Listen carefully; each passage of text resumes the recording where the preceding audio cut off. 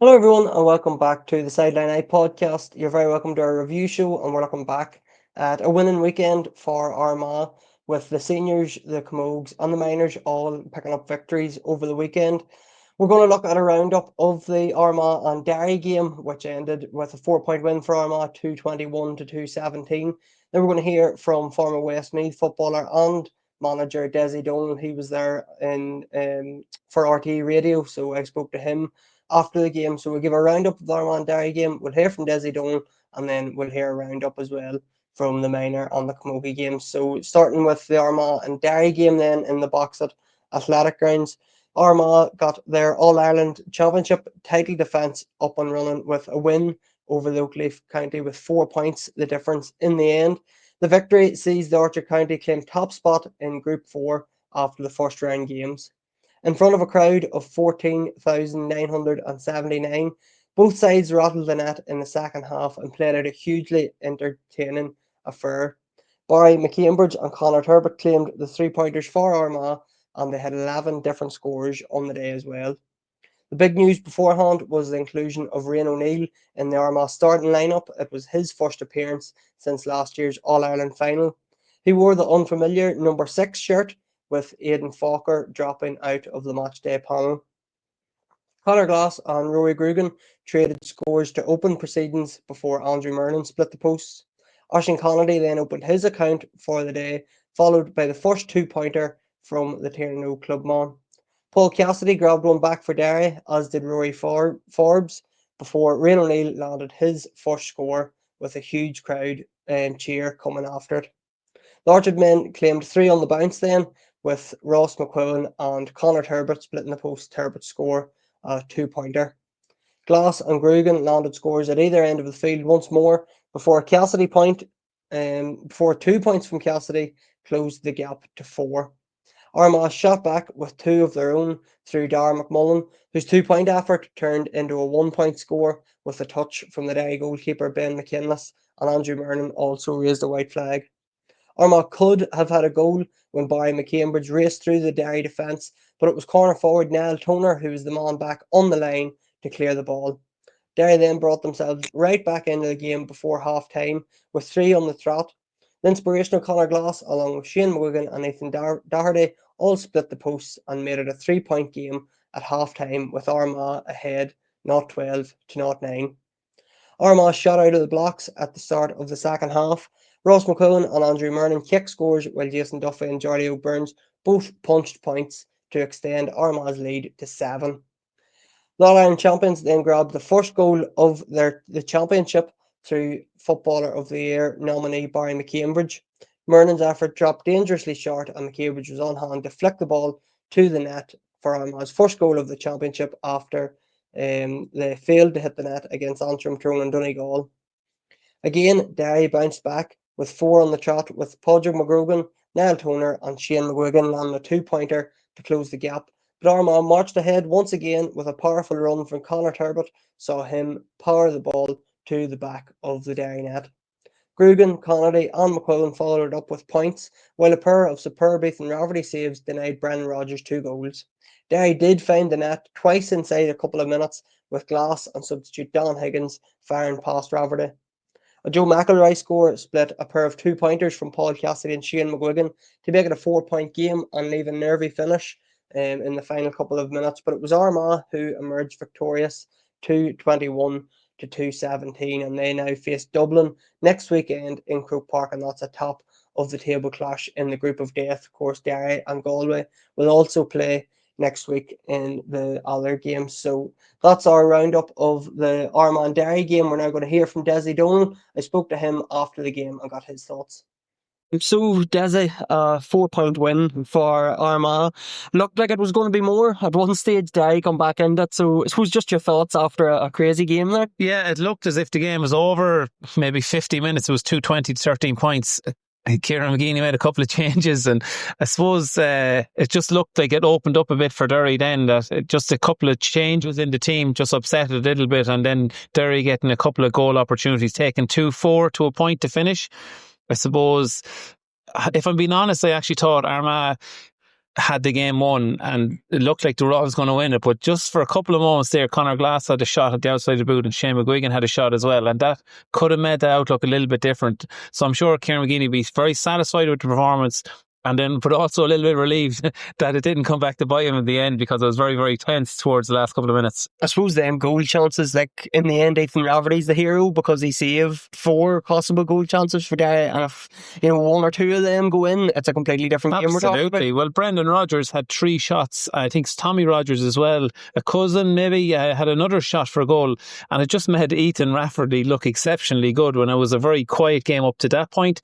I was surprised at Derry's lack of intensity on the kick out, because it did look as if when Ethan Rafferty wanted to get his kick out short, he got as many of them as he wanted. So I just think myself, it was a comfortable enough day for him right till the end. But then he did appear the hero, and just looking at the scenes after the game where all the children are out with the players, he was certainly the one player where all the kids had gravitated towards him as being a hero, and certainly today he had a very important second half there. I suppose just on the crowd, Dessie, and the amount of Armagh fans, the support that Armagh get at the minute is huge.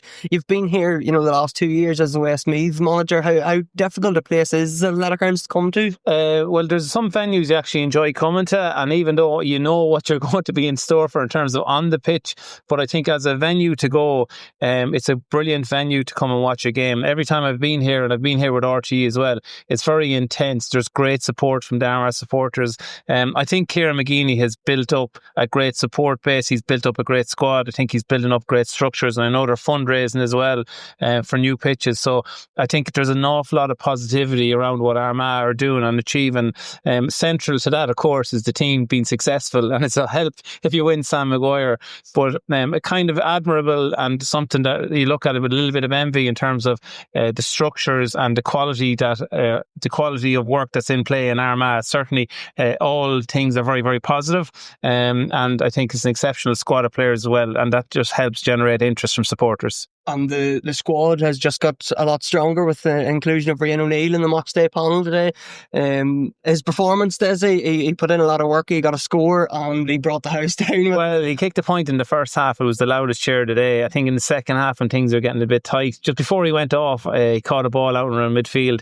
I'm sure Kieran McGeeney, when he came up, I've seen him giving a big handshake to him, and I suppose it's just the vote of confidence Kieran has in Rian O'Neill in terms of as a person is invaluable, and I think Rian O'Neill will pay him back in spades then coming into latter stages of the championship. But it just shows you the value that Kieran McGeeney has and the respect that the players have for him to do anything for him. And I suppose we've seen Rian coming off, Oisín O'Neill come off too, which obviously probably picked up an injury, which is disappointing from an Armagh point of view. But you have Conor Turbot coming in, scores 1-2. So Armagh's panel, their strength off the bench, it's something that has kept them going over the last couple of years, but it's just so key for them. Well, I think Kieran McGeeney tell you himself when he came into the side, you might have a certain amount of quality players, but ultimately, and if you look at Dublin over the years when they were winning all their titles, I think you can recall the bench was always the thing that brought it home. That was Kevin McMenamin coming on, and if you can compare it to Armagh now, it's like the similar to Turbot coming on there. Armagh have built up a squad, like you see Stephen Campbell, and the amazing thing about it is Stefan is probably good enough to play in most counties, and at the minute he's content being a sub and coming on and making an impact.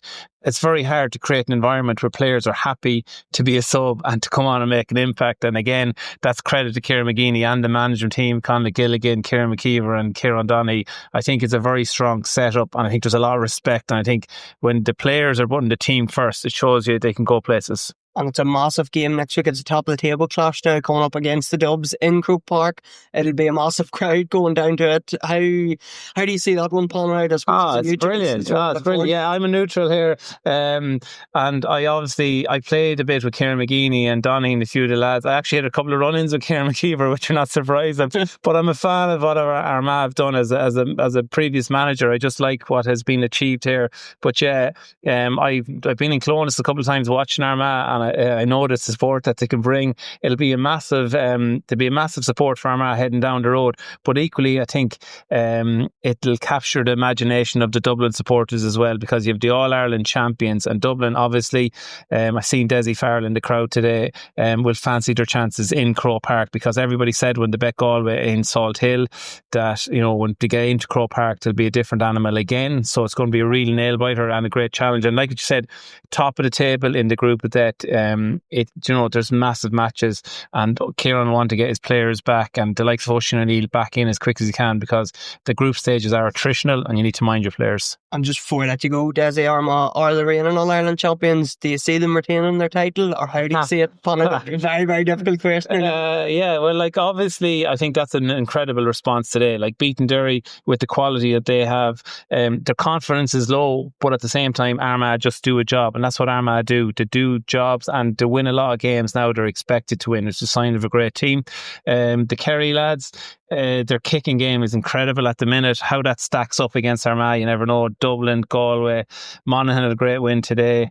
It's going to be like the All-Ireland series this year is going to be much better than last year, and so far as the product is much better, so it's much more exciting, but you need a strong squad, and that's what Armagh have. So what am I saying? I don't know.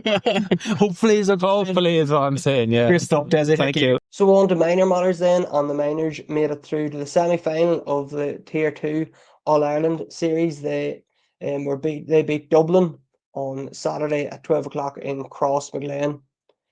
Larcher County enjoyed home advantage, of course, and ran out 14-point winners in the end.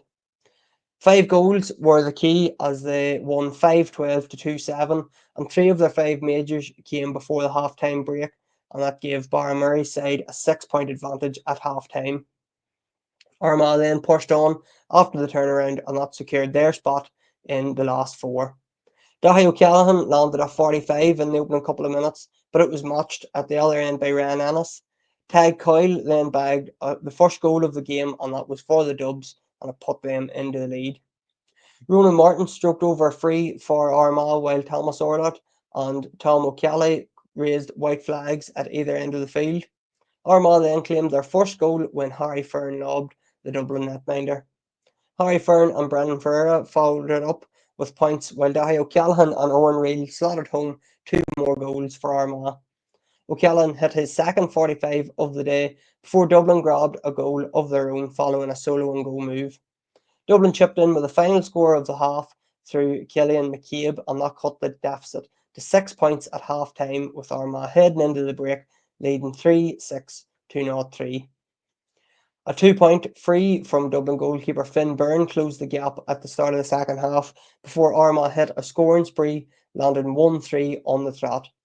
Keelan McEntee and 2 from Owen Reel scored their points, while Harry Fern claimed his second goal of the day. Goalkeeper Byrne fired over 45 for the Dubs, but Fern made it a hat trick of goals after, while Conan Wilson and Daithí O'Callaghan added a couple of more scores for Armagh.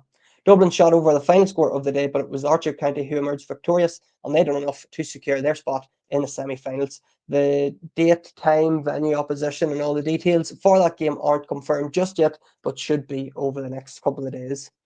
The Camogues also got their championship campaign up and running on Saturday. They were away to Russ Common in a repeat of last year's All-Ireland Junior quarter-final. Armagh won that day by 10 points, and they picked up another handsome victory on Saturday. 2 first-half goals from Megan O'Callaghan and Sinead Quinn gave PJ O'Mullen's side a big lead at half-time. They headed into the changing rooms, leading 2-10 to 0-1. While Roscommon fought back in the second half, a Niamh Falker goal handed Armagh an 11-point win in the end. They defeated Roscommon 3-14 to 1-9. So a brilliant victory for the Camogues as they begin their All-Ireland Junior campaign. They're hoping to get back to the final. They weren't there in the last 2 years, but they're hoping to end that bit of a wait to get back to the final and hopefully contest the title. So that's all we have for today's show, folks. We'll hopefully be back during the week. As I mentioned, Armagh are away to Dublin in Croke Park next Sunday evening. So we'll hopefully have a preview show out on Thursday, and we look forward to that game. As usual, make sure to follow us on all our social media pages, the Sideline Eye on Instagram, Twitter and Facebook. follow our Spotify page or our YouTube page or wherever you get your podcasts. That's where we're going to be. We'll be back next Thursday with a preview show to look forward to the Dublin game. So we'll chat to everybody then. Thanks for tuning in.